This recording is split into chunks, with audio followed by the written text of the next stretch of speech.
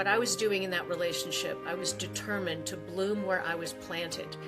I get up at 4 o'clock in the morning, I do my yoga, I do my prayer work, I get my head straight, and then I pour all my love energy into everybody I get to talk to until 3 o'clock in the afternoon, do my meditation, take a little nap, and then turn into Mrs. Ferman and do everything I can to make sure Gil's having a good afternoon. We walk the dog, we eat together, we binge together. Those are like the 3 things we could do. And being with the kids together, who were both up in Denver, but it wasn't love anymore.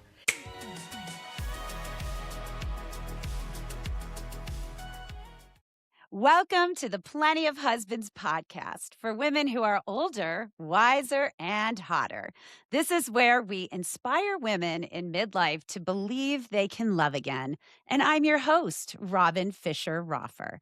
Now, have you ever wondered what happened to your high school or college sweetheart? Or that guy at work you couldn't date at the time, but secretly wished you could? As we journey through life, our perceptions of love and relationship evolve, and it's never too late to rewrite your story. To prove this point, today, we are bringing back the amazing Julie Ferman, a legendary matchmaker and dating coach with over 2 decades of experience. Now, she has offices in Los Angeles and Denver and my hometown, Santa Fe, but this woman is nationwide. She has helped countless singles find love since 2001, with 1,500 love matches to her name. Julie is a master at guiding her clients through the intricacies of dating and relationships, offering services like singles events, one-on-one coaching, and personalized matchmaking.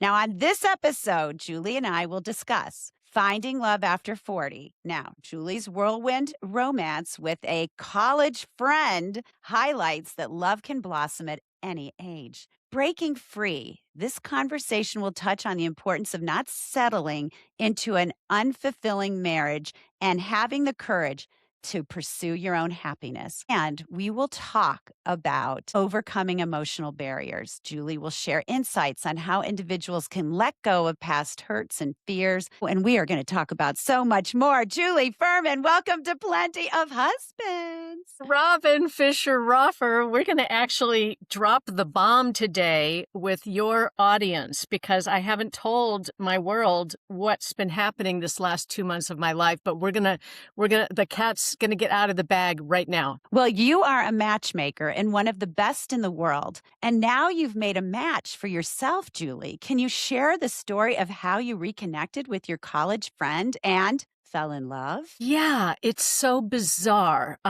Gil Ferman and I have been married since 1990. Lots of great years, lots of great time together, raised 2 children. I worked for him at his dating agency, and then after he sold it, I launched my own in 2001. So I've been providing introductions for other people since 1990. And my relationship with Gil sort of evolved into a brother-sister type relationship.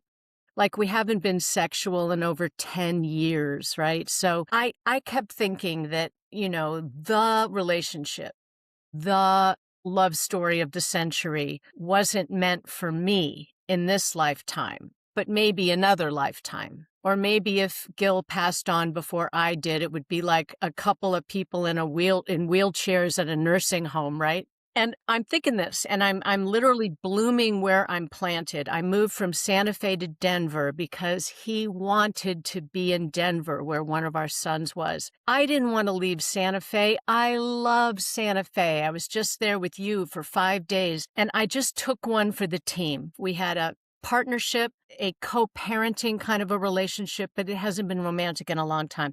So here I was on April 15th of 2026. I'm on a call like this, on a video call, and to the left of the screen, I saw my email box, and I saw a message that came in from Mark Brown, University of Vermont, Moose. His nickname in college was Moose. He was a hockey player. I loved this man so dearly. He was a friend. He wasn't a romance. And we would end up dozens of times up until 2 or 3 in the morning talking about everything under the sun.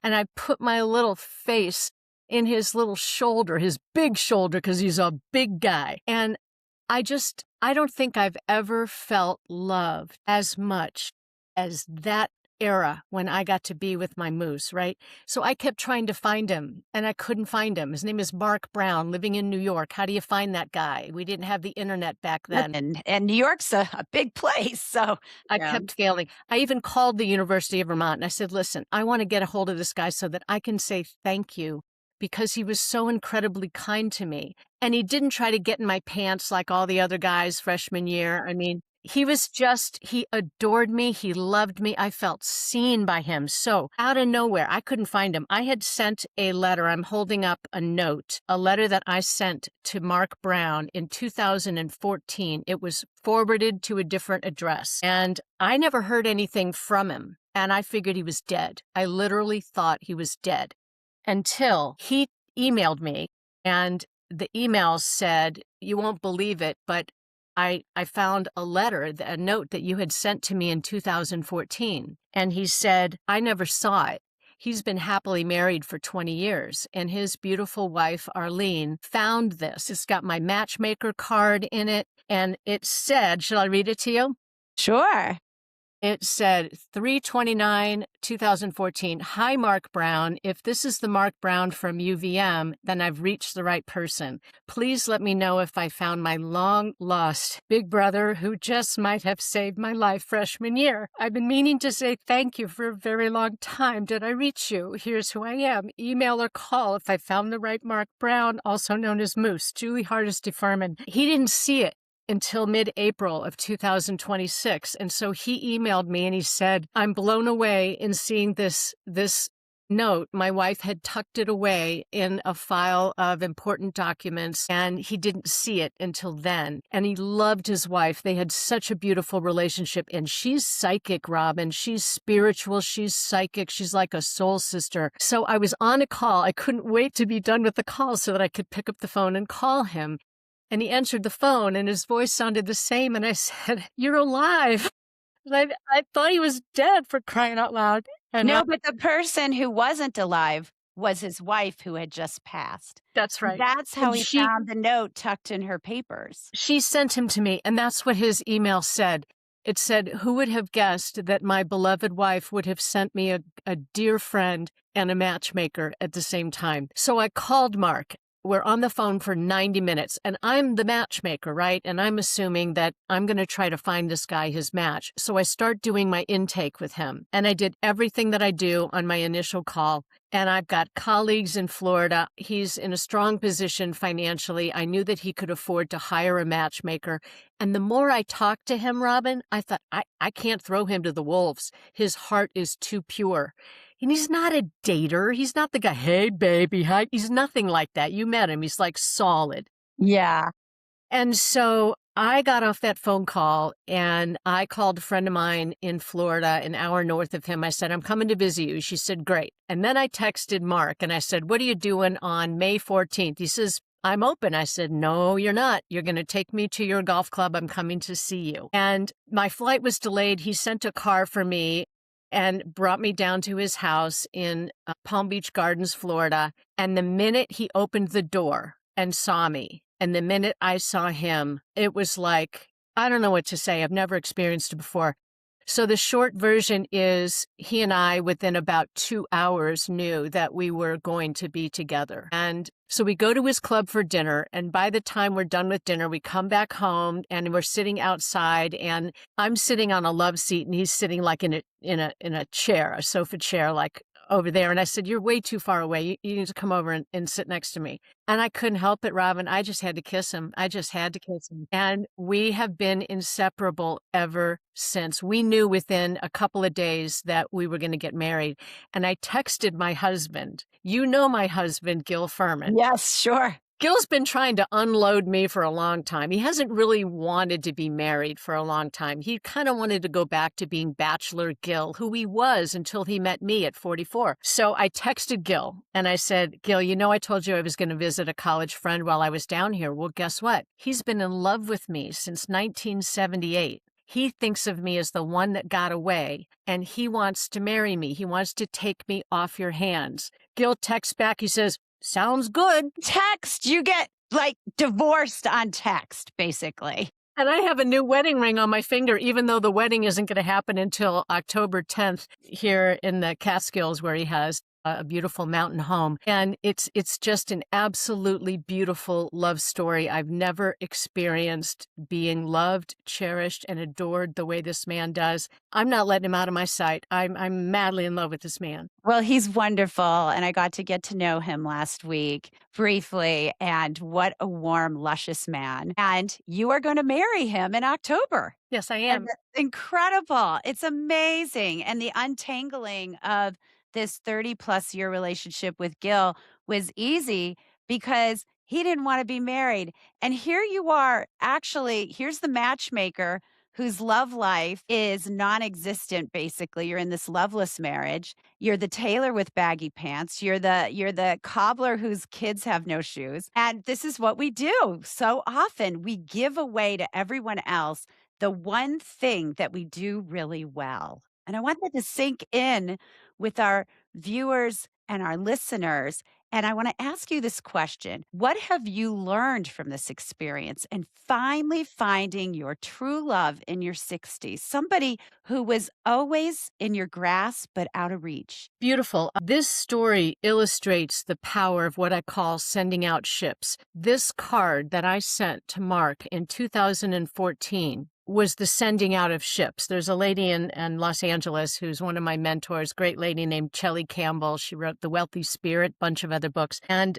she talks about that when you're in sales or when you're in something like a dating process, you got to send out a lot of ships. And you knock on people's doors and you send Facebook messages and you tell your friend, I'm interested in dating. Do you know anybody? All of these things are sending out ships. And who would have known that this card, which had to be forwarded from an old address, West Palm Beach, Florida, it ended up going to his address. His wife picked it up. He She sent held them to on to me. that card and with the most important papers that she had so that he would find it and find you at the right time. So that is just an amazing thing. So what have you learned about staying in a relationship that is unfulfilling, where the person that you're with actually could let you go on a text? Yeah. Gil and I have always been friends, and we've always been able to talk together, and we've always had fun together. We loved parenting together. We worked together for a while. Over time, my business became a problem for him. He saw me giving my love energy to all these other people, and yet he and I had sort of drifted apart, and we didn't have that close bond that we once had. And because of family issues and being a mom and just challenges with the kids, I didn't want to upset the apple cart. So when Gil said, I'm done with Santa Fe, I want to go to Denver, you can come or not. And I said, every time I thought about not coming with the family, I couldn't stop crying. So I knew it wasn't right. So I went ahead and took one for the team, went to Denver, set everything up. And what I was doing in that relationship, I was determined to bloom where I was planted. I get up at 4 o'clock in the morning. I do my yoga. I do my prayer work. I get my head straight. And then I pour all my love energy into everybody I get to talk to until 3 o'clock in the afternoon, do my meditation, take a little nap, and then turn into Mrs. Ferman and do everything I can to make sure Gil's having a good afternoon. We walk the dog, we eat together, we binge together. Those are like the three things we could do. And being with the kids together, who were both up in Denver, but it wasn't love anymore. And I just hung in there, Robin, and I kept thinking, it'll happen for me in my next lifetime. This lifetime is about it, You really were tied into being the matriarch of your family yes. and staying in that role. What do you say to women that have the type of relationship that you had with Gil at the end? What's your advice to them if they're in the same situation that you were in?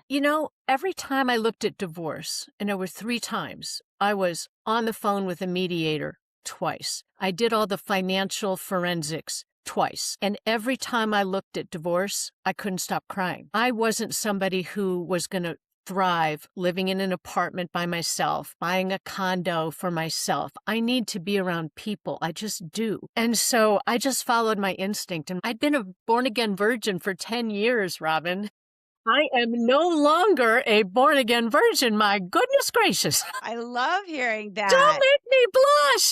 I love hearing that you have a thriving sex life that you probably never imagined you would I've never have. seen anything like it, and I'm 66 years old, and I'm not on any kind of hormones. I mean, he has woken a beast. I love it. Wow. Let me ask you this. Let's go back to the putting out ships part because I'm sure that all our listeners and viewers are wondering if they are single or they're in one of these loveless marriages, what kind of ships they should be putting out and how. And I know that at your boot camp that you run, you do like a 3-day boot camp for singles to help them to find love again. You and I both have that same mission to inspire women to believe they can love again. And also you work with men. You have them go through their database, right? Tell us a little bit about going through the database and how you find somebody that sparks your interest that you might want to send, as you say, a ship out to, which could be a card or an email or a text. Beautiful. It's actually a 30-day program, 4 weeks of content, and I'm putting it into a digital product so that everybody can access it. And the third week is all about social magnetism, which is what my presentation was about in Santa Fe. And so I encourage people, go through your contacts list. If you're like me and you have 5 gazillion contacts, while you're going through it, delete people you don't know anymore. Clean it. Like clean your closet out, clean out your contacts, and you will find people in there who stir your soul. You go through your contacts, and there will be people who touch you. Reconnect with those people. It could be a family member. It could be a colleague from the past. It could be somebody from the romantic kind of a connection.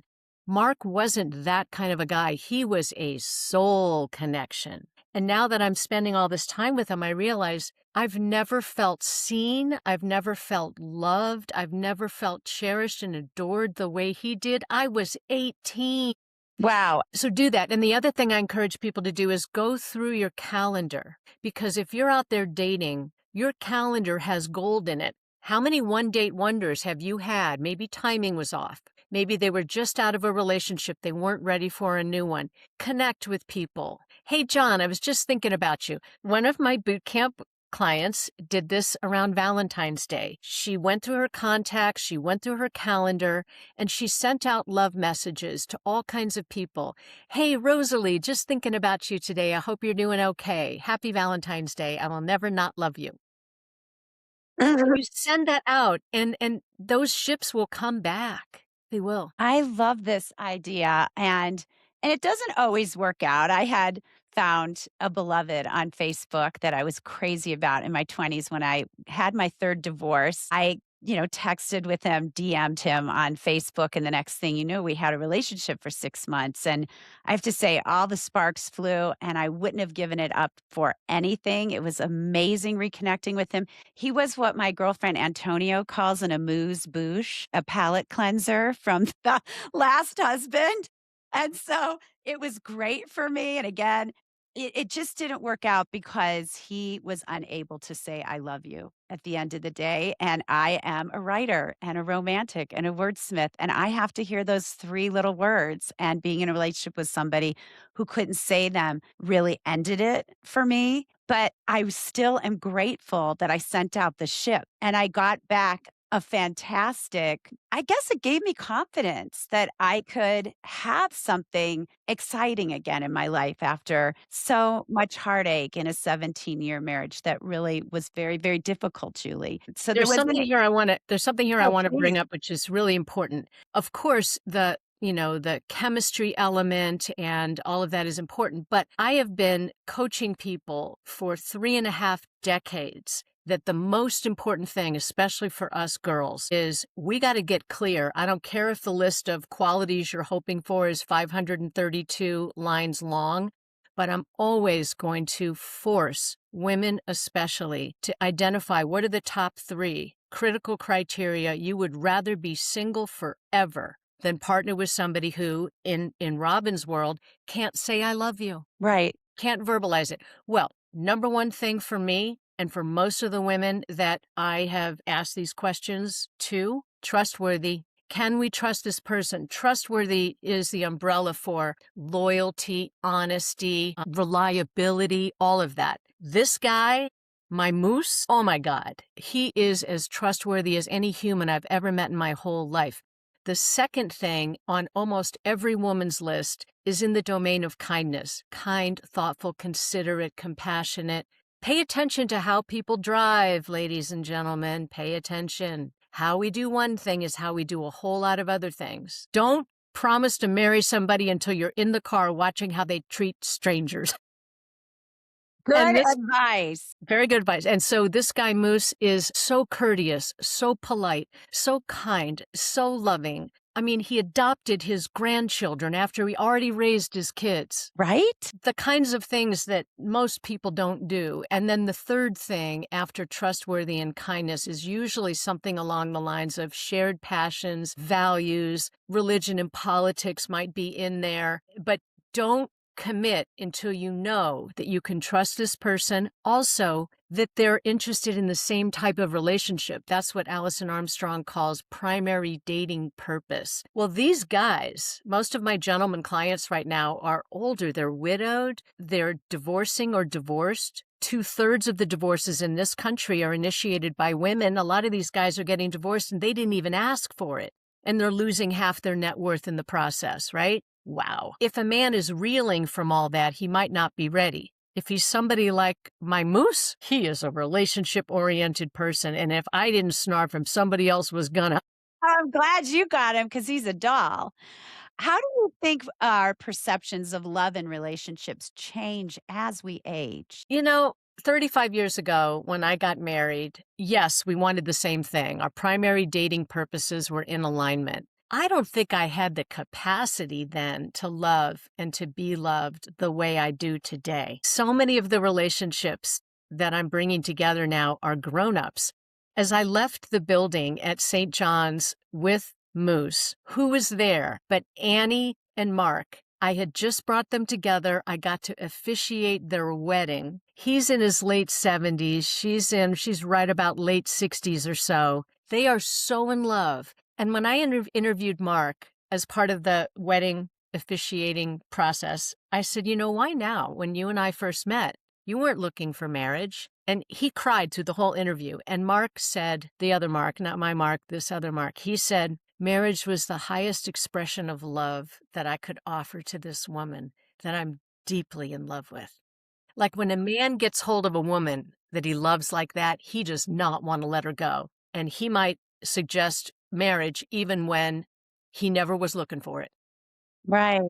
My capacity for love is so much greater today than it was when I was 29.9 years old and stumbled into that dating service. Well, and it may be because you actually love yourself more as you age. I hope that's the direction we go in, not less. But if we're doing our work, Julie, and we are in a growth mindset, we will become more in love with ourselves as we age. And that allows us to love another one more Brilliant. deeply. Absolutely brilliant. 2 years ago, Gil and I went through a crisis and it rocked my soul. It was so hard for me to get through that. And the only way I got through it was my personal discipline, getting up early in the morning, doing my yoga, doing my prayer work, listening to a meditation that I created with John Mitchell that told me in 12 minutes that I listened to every day how to love myself and how to love other people. But had that piece of loving myself not blossomed, I don't believe this would have happened. I'm so happy to hear that. And that discipline is the key to happiness. And we forget that, winging it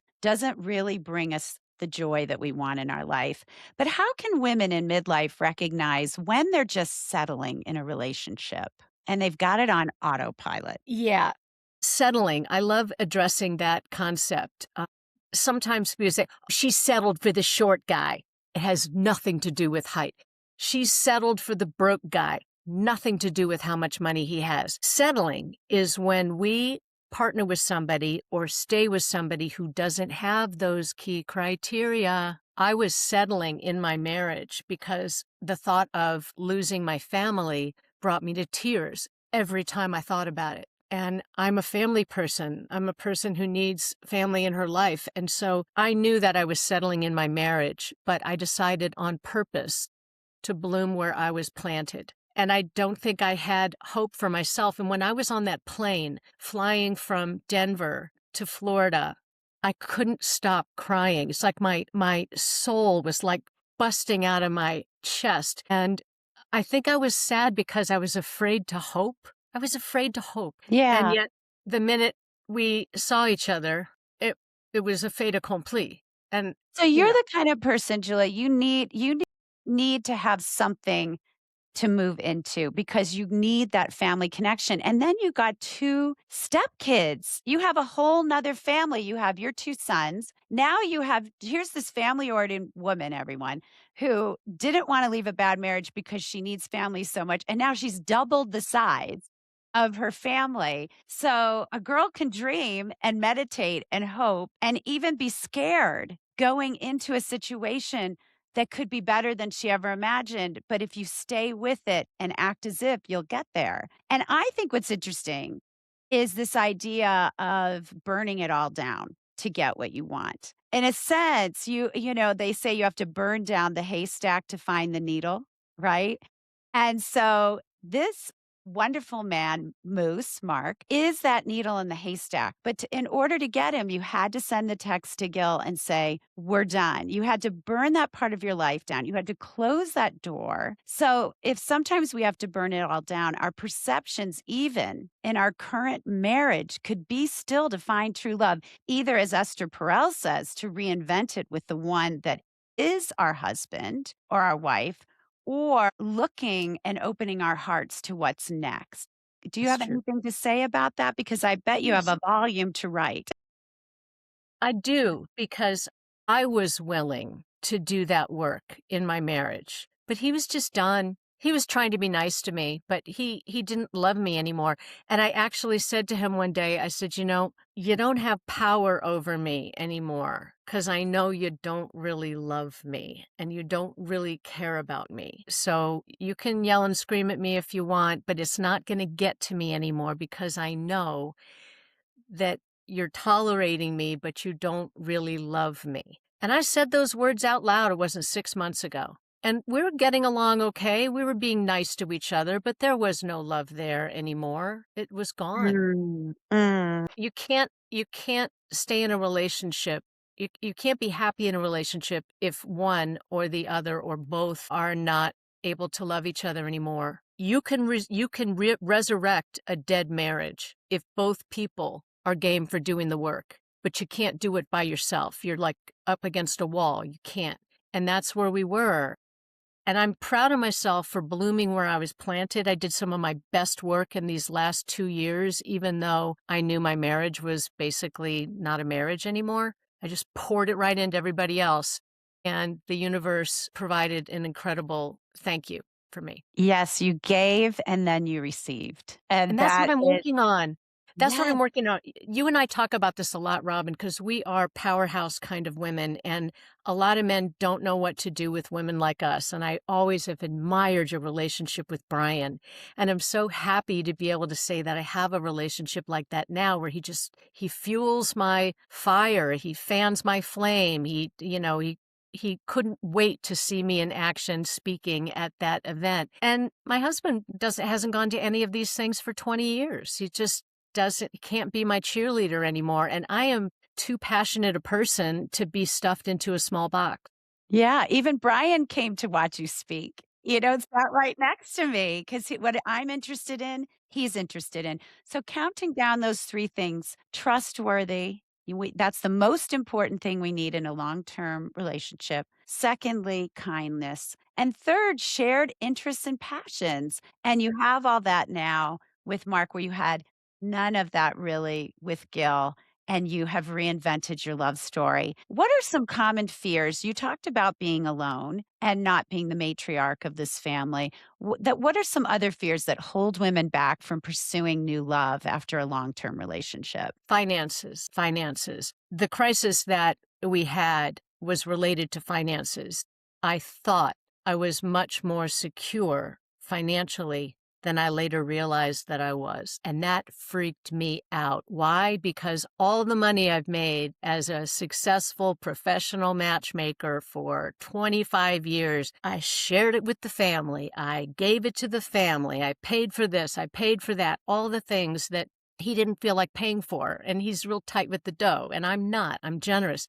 So the big mistake I made was I didn't save any for myself. So every time I did the numbers, I'm like, holy crap, after all this work, I'm going to be living in some little apartment someplace. In order to get out of this marriage, I would have to take a big step downward. And I was willing to do that, but I wasn't willing to be without a family. That's the part that made me cry so much.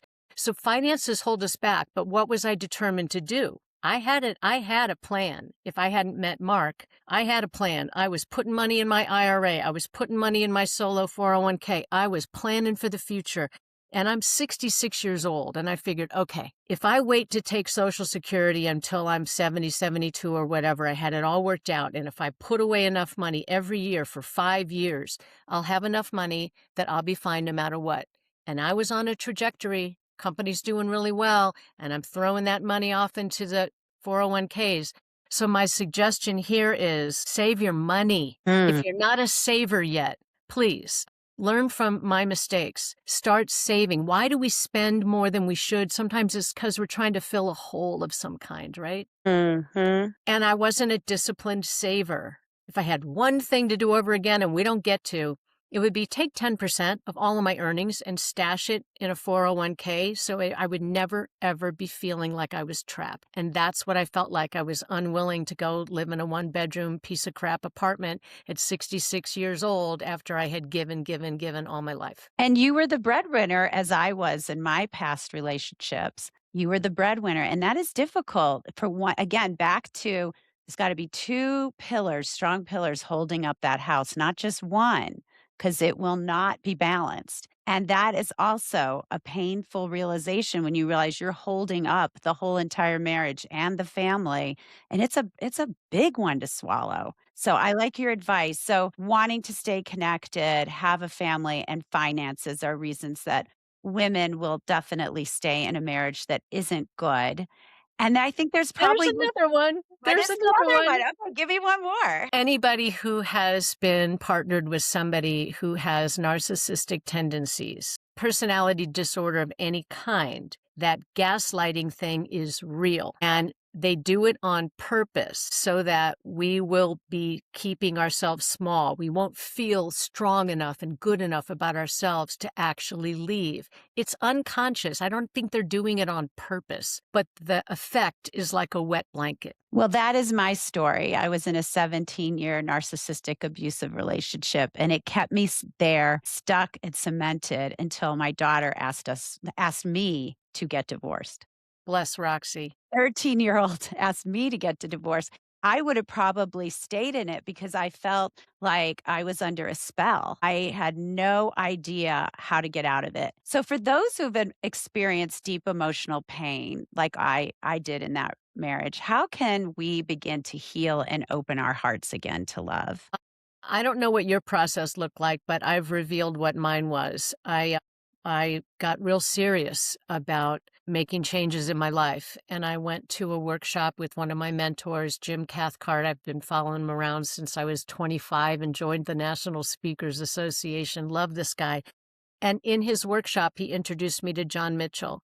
And so I went to Think It Be It, and I followed the script, and I started doing this meditation, and I started on purpose poisoning my mind with the right thinking instead of stinking thinking, the right thinking. And that's what enabled me to little by little by little stand up strong enough to say, I care about you. You're my husband. We'll always have these children together, but I'm not going to allow you to speak to me that way anymore. Or if you do, just know it's going to bounce right off of me because I love myself now enough that I'm not going to take it. So if any yelling, screaming, when I see the lower lip starting to twitch, I know it's bad. I'm going to leave. I'm going to go take a walk. I'm not going to be present in an abusive conversation. Not going to do it. Ooh, I love that. And I think workshops and therapists can help you get there. It's really tough to do it alone. We all need an anchor in rough sea. I want to pivot for a second. Mark is a widower, and many of the women who listen to this podcast are widowed. How does somebody like that navigate the feelings of guilt when considering a new relationship? Mark and his wife, Arlene, very spiritual. They could talk about anything. One of the fears that women will have in partnering with somebody who's been widowed is that we'll never match up to that other person. So if we're coming from a place of not really being whole and not fully loving and respecting ourselves, we might fall into that. I decided I'm just going to fall in love with Arlene too, right? She's the one who saved the card. So she's my soul sister already, and I can't ask enough questions about her. I want to know everything. I want to know what she loved. I want to know everything. So instead of thinking of her as a competitor, she's like soul sister material, and I want to know how she made him happy so that I can do everything I can to make him happy. So we can't think of the other person as being competition. But then Mark never really I don't think he's had a moment of guilt about me. Maybe because Arlene sent me to him. Well, and it really is a waste of time. That person isn't here anymore. I know they would want you to find love and be loved. I would doubt that the person who's passed would want you to be alone. I can't imagine if they really loved you, they would want that to be your fate. And knowing that might move you forward. But what about a divorced woman who worries about repeating past mistakes in dating? Is there any advice you can give to our divorcees? Yes, we have to get to a place where we're complete with the past. If we're still resentful, if we're still playing those tapes, oh, he did this and he did this and she did that, and if we're still wounded from it, whatever relationship we go into is going to have a cap to it. So do your work, do your release work. I did some great release work related to my marriage about 1.5 years ago at the Modern Elder Academy. I did my class with you, and then I did another one. And the other one that I did, I was reaching that place where I remember at the end of that workshop, I'm on the phone talking to Gil, and I'm walking back and forth. I didn't want to lose the signal. And I laid the law down. I said, you do not have this power over me anymore. I love you. I care about you. I know that you can't bring me that level of love and commitment and dedication, but I just want you to know I'm going to continue loving you best I can. We're going to do all the things we've always loved doing together. And all I ask is kindness and respect. Beautiful. That's so powerful. I know you probably have one more thing you want to share with our listeners and viewers before we say goodbye. And Julie, I could just talk to you till the end of time about love and this new relationship. But is there any words of wisdom that you want to leave us with? You've inspired us so much to go for it, to send out those ships. But beyond that, it's all rooted in love for ourselves and a spiritual connection. I encourage everybody to develop their connection to spirit, whether it's prayer, whether it's yoga. Some people do it through reading great authors and being inspired that way. Do the inner work to bring love to yourself. I know for sure that we cannot receive love from another person if we don't. Let's say it this way. We can only receive love from another person to the extent that we already love ourselves. That's where to start and go deep. I was in Santa Fe and I was wrestling with all these issues, and I had a therapist, and she said, there's a lot of rocks where you are, Julie. Throw rocks. And I'd go in the middle of some big field. Nobody was around. I'd throw rocks until my shoulder hurt, right? I'd go to Ojo Caliente and be in one of these hot tubs, and I'd go under the water and I'd scream and nobody could hear me, Get it out. We have to accept the ways in which we are in pain. If we resist it, what we resist persists. So, yes, I'm in pain. I'm going to go under the water. I'm going to scream. I'm going to throw rocks until my shoulder falls out of its socket, right? We have to get it out. And if we stuff it, it's going to carry with us into whatever's next. So dig deep, ladies and gentlemen. I love that. Dig deep.